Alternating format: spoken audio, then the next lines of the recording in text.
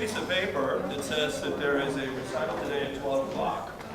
And I see that it has already passed 12 o'clock. So now would be a good time to start that recital, which is of faculty and alumni. As you can see, if anyone does not have a program, you might quickly grab one, unless you want to be completely in the moment. So our first, I want to welcome you today to what I think is the last of our semester concerts. So thank you for coming and participating, many of you, in various ensembles. Our first performer today is Joaquin Navas, an alum of the guitar program here. Please welcome Joaquin.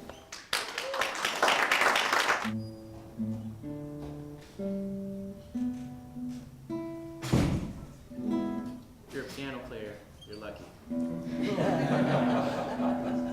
Take these things from outside to inside and everything goes out of whack.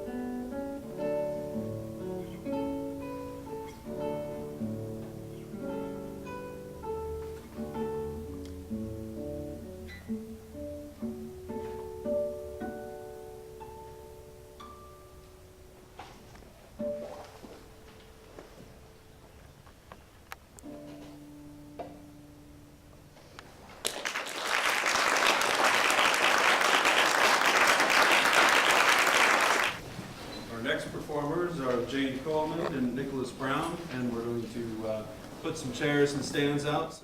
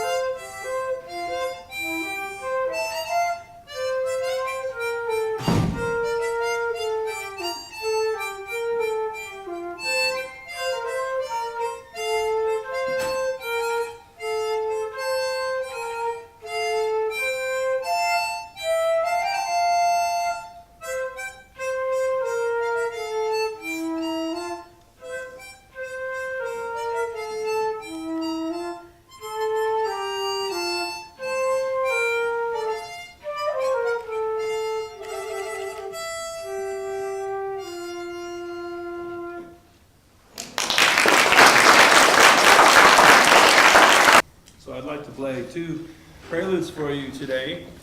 The first was inspired by a poem by New York poet Diana Manister. It's called Hubble. It goes like this. Of the years of being lost in space, homeless in a placeless place, only the falling remains, and all the stars whistling away like jet planes.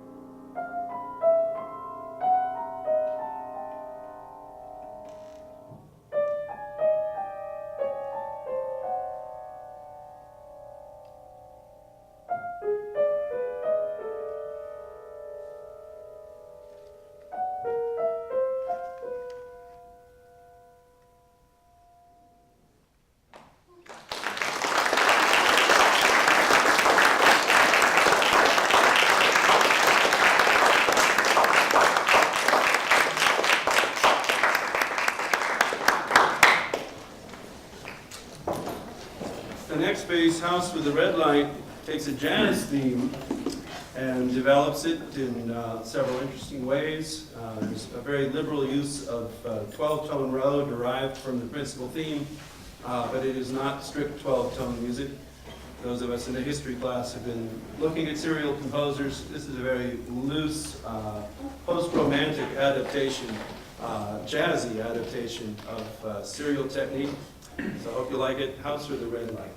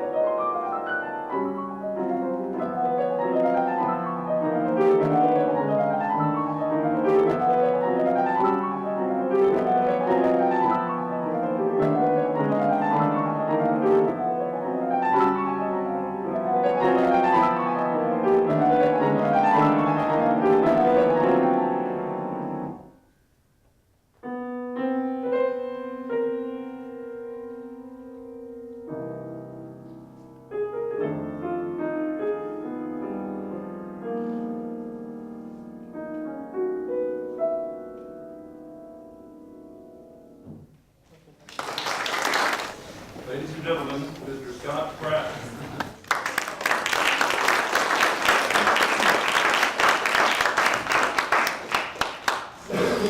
So I'm going to play three pieces by French composer Francis Poulenc.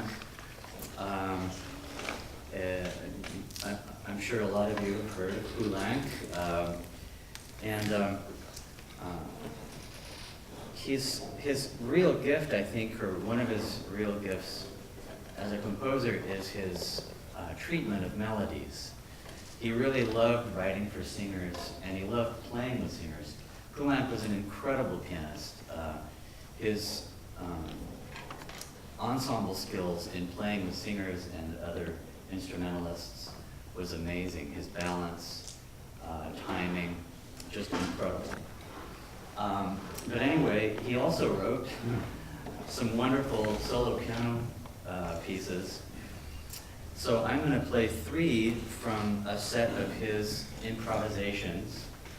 The number 7 improvisation, the 13th and the 15th improvisation.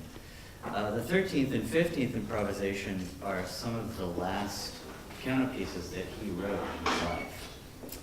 And the 15th improvisation is actually an homage to the singer Edith Piaf. So here are three improvisations.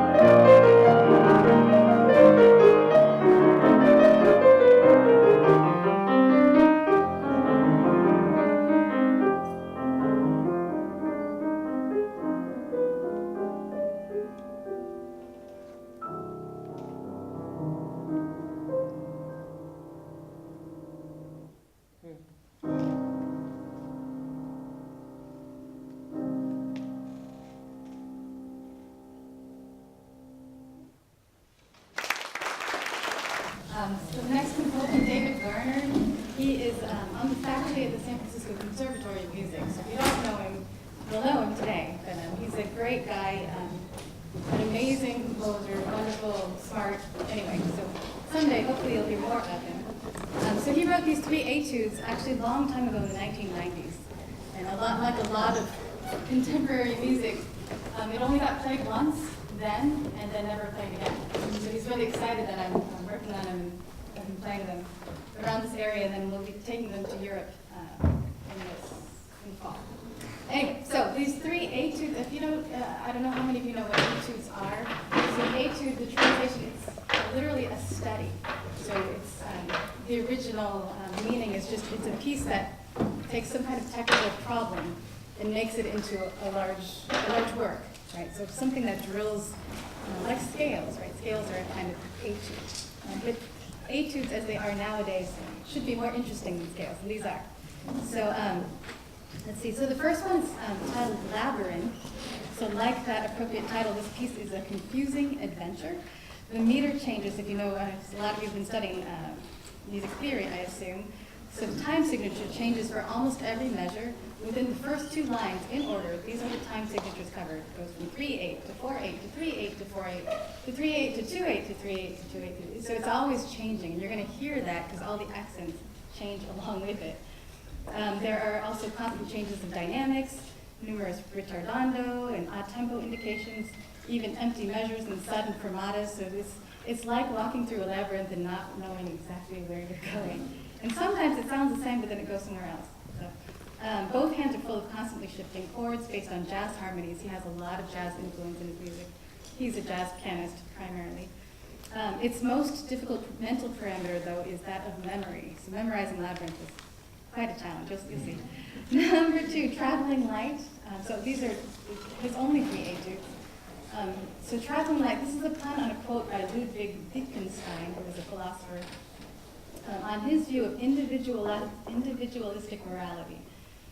So his view was one must travel light. And the idea is if you're trying to communicate something, the more complex it is, the harder it is to get that meaning across. So the parameter for this etude is extremely simple, or light.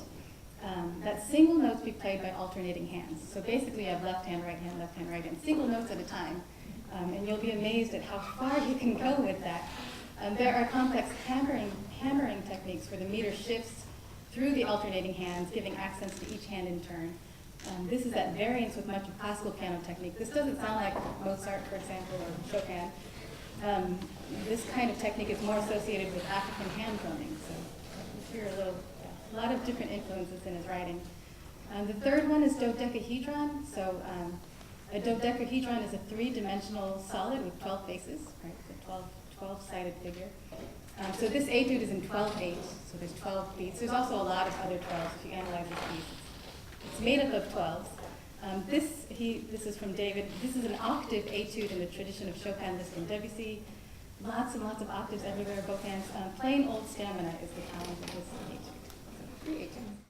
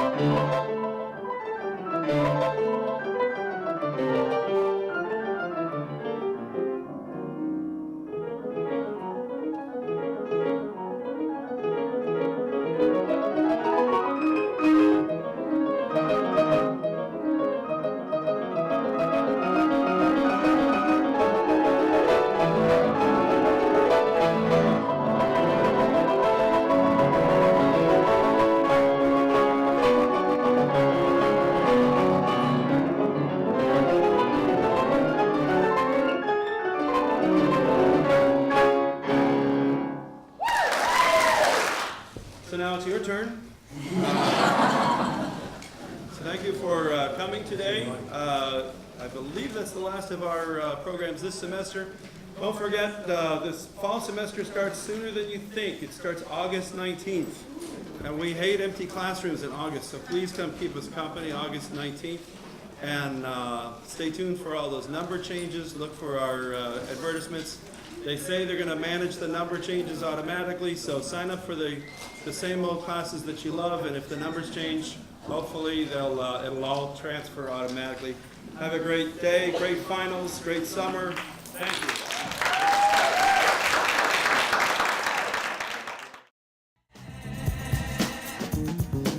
Now give it up for my dish. This chop. Now give it up for my dish. This chop. Now give it up. God brought you here today, gave you a breath of life, gave you a heartbeat, gave you a consciousness to wake up this morning, as my grandmother would say, in your right mind. Gave you consciousness to show up in this room on this day at this hour for this celebration. Probably had a little bit of food in your refrigerator, Doc. You probably didn't wake up under the bridge. You put on beautiful clothes today, so give God some praise. We come at this from a lot of different traditions, but as African people, as people of African descent, and we have family friends here today who may not be of African descent, but you're family, because anybody who wants to get down with us is family.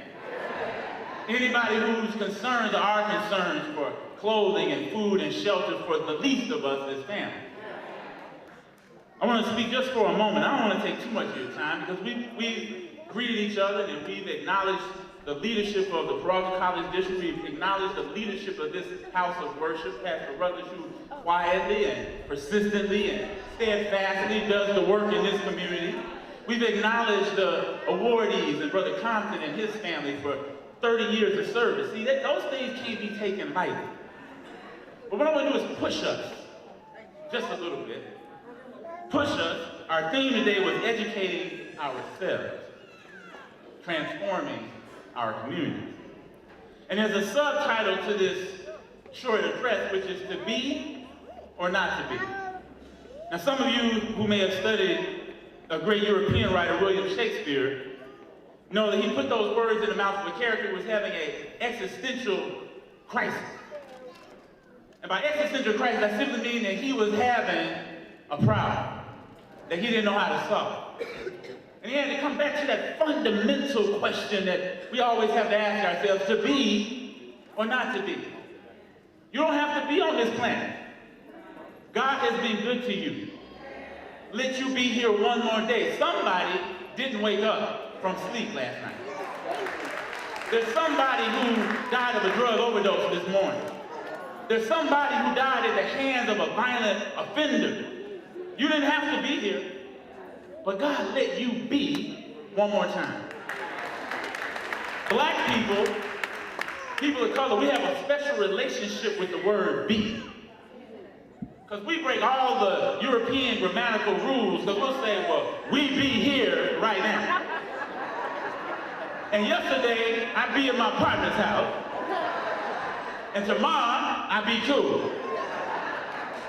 We have merged the past, the present, and the future into one moment of being. But that's who we are, because we get down like that. To be or not to be. And I'm going to push it the way my teacher and mentor and friend, Dr. Wade Nobles, was pushing, because he would say to be or not to be African. Don't get quiet on me. To be or not to be African. We are scared of who we are. We are scared to be called by our true name. And as I get into this, I want to just share a few ideas with you about this occasion and this family moment, because this event is just sharing cultural medicine. Our communities, our families, our men and boys in particular need to be healed. It's the crisis of our day. Every generation has to grapple with some great thorny problem. Ours is the health, the well-being, the education, the quality of life of our men and boys. While I celebrate the class of 2013, when I look, I see mostly women. When I look, I see mostly sisters, and we are proud of you. Because we know what you had to do to be here today. We know what you had to go through, because many of you are mothers. You were holding jobs while you were going to school. But I gotta say, as women, the women in our community, you are leaders. And I'm gonna say it in a way that hopefully everybody in the room can get, because sometimes when sisters are doing something, brothers just want to be around. We just want to be around. Where you going, baby? I want to go with you. You have great influence over the men in our community. Some of the drama and the crisis and the fights and the violence happens because of you, not because you caused it, because brothers are fighting about you. You looked at my woman wrong. You were from the wrong side of town. You ain't supposed to be dating a sister from the west, or the east, or from Richmond. So women, so you all are leaders in this. On a day like today, we want to remember and reflect and renew ourselves. We want to remember the things that are good about us. We want to reflect on how we make those good things multiply. And we want to renew ourselves in every moment to be African. I want to talk just a moment about, you know, the issues. I don't have to share the diagnosis with you. We're all doctors in this sense. We know what the problems of our community are. Mass incarceration is locking up too many of our men. I heard a speech by Dr. Bob Ross for the California Endowment. His organization manages $3 billion in foundation investments. He gave a speech in Chicago a few weeks ago, and I heard he said, among other things, that the ancestors had come to him. He's a medical doctor. He's been the head of a public health department. He runs a big foundation. He said, but his ancestors came to him and said, Bob, what are you going to do for those black boys? We love all of our people, but what are you going to do for those black boys, too many of whom are going to jail and prison? And he said, Dr. Martin Luther King did not take a bullet to the head for our generation to allow our boys and men to be marched off to prison. To be or not to be. Poor schooling, health disparities, violence on the streets, we are tired of it. Our hearts are heavy and weary with it. Every time we hear about one of our young men who gets killed on the streets of Oakland or Richmond or Berkeley by another black boy, our hearts ache because we love our people. Elijah Warren Crawford, the young man that Shanaka referenced in the libation, was shot and killed in East Oakland a week and a half ago, riding his bicycle. He was about to be one of the 12 graduates of Castlemont High School, African-American boy. And just in that statement is a problem, that there would only be 12. 12. And that he was one of those. We have work to do as a community.